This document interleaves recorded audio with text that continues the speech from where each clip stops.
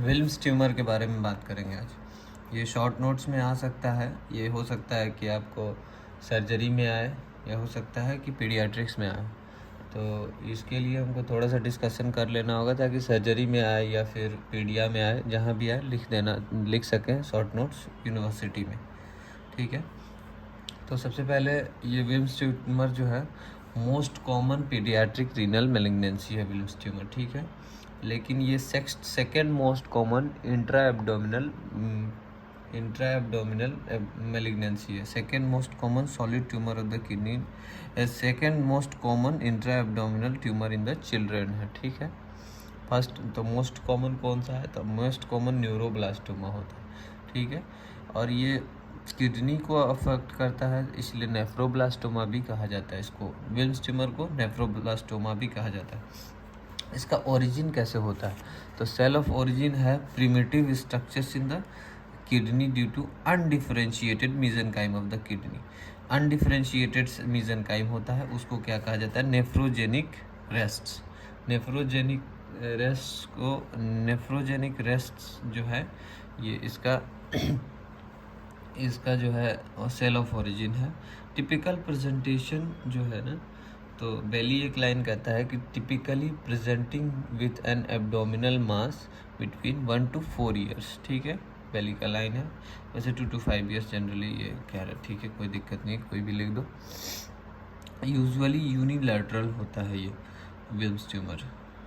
ठीक है, और इसका एसोसिएशन और risk factor for development of Wilms tumour क्या है, तो मैंने एसोसिएशंस करना है रिस्क फैक्टर का या associations for development of Wilms tumour. Associations क्या है, तो मालफॉर्मेशंस हैं, रीनल मालफॉर्मेशंस लाइक हॉर्सशू किडनी।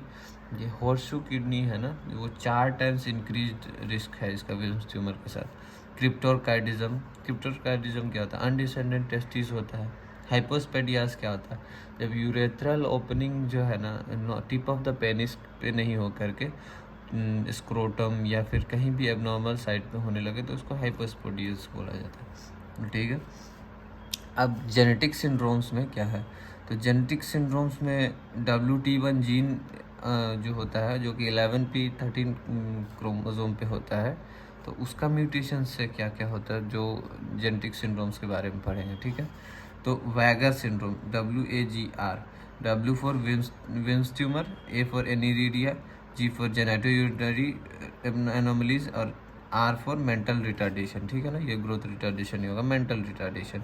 ये वैगर सिंड्रोम एसोसिएशन है इसके साथ। डेनिस ड्रेस सिंड्रोम है, जो कि वो भी उसका भी WT1 जीन जो कि 11p13 क्रोमोसोम पे होता है। Characterized by diffuse mesangial sclerosis usually presenting as congenital nephrotic syndrome. It is associated with ambiguous genitalia in males. ये एसोसिएटेड है ambiguous genitalia in males में होता है। ठीक है, नेक्स्ट है WT2 gene 11p15 mutation causes. अब WT2 gene Wilms tumour 2 gene 11p15 chromosome पे होता है। ठीक है, बैकविड्थ विडमैन सिंड्रोम इसका एसोसिएशन है, characterised by LGA baby with hemi hypertrophy.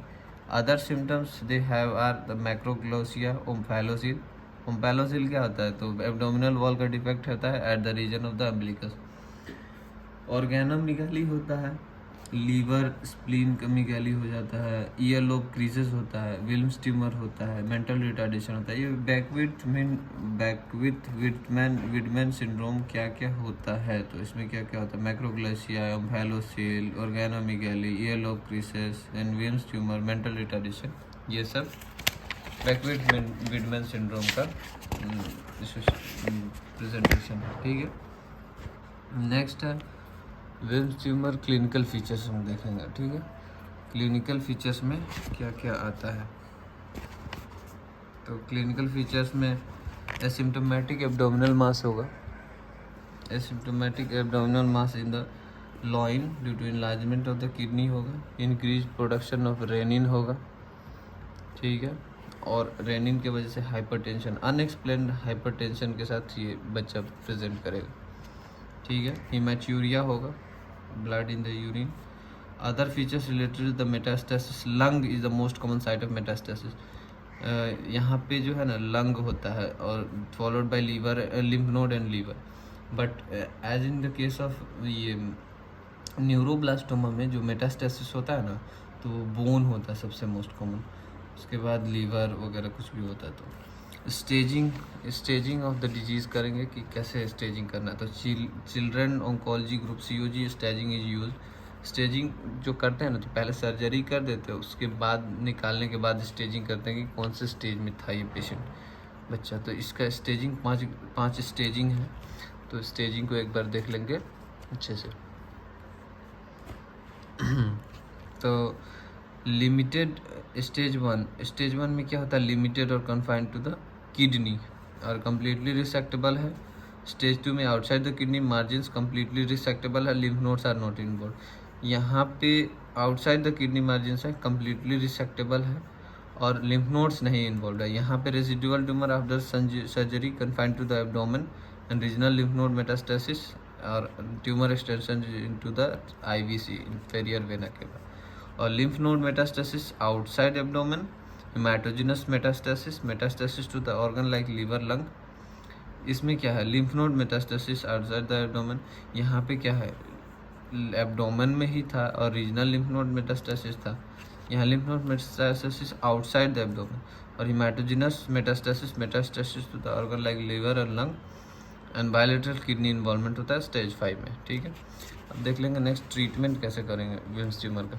तो विल्म्स ट्यूमर में ये कीमोसेंसिटिव होता है, तो इसके लिए जो है कीमोसेंसिटिव है तो इसके लिए दवा भी दे सकते हैं और कीमोथेरेपी भी दे सकते हैं और रेडियोथेरेपी भी दे सकते हैं। ठीक है ना।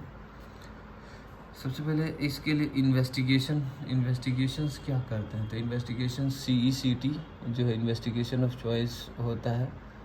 और उसके बाद इसमें जो सर्जरी जो है कैसे करेंगे, तो पार्शियल और रेडिकल नेफ्रेक्टोमी करते हैं।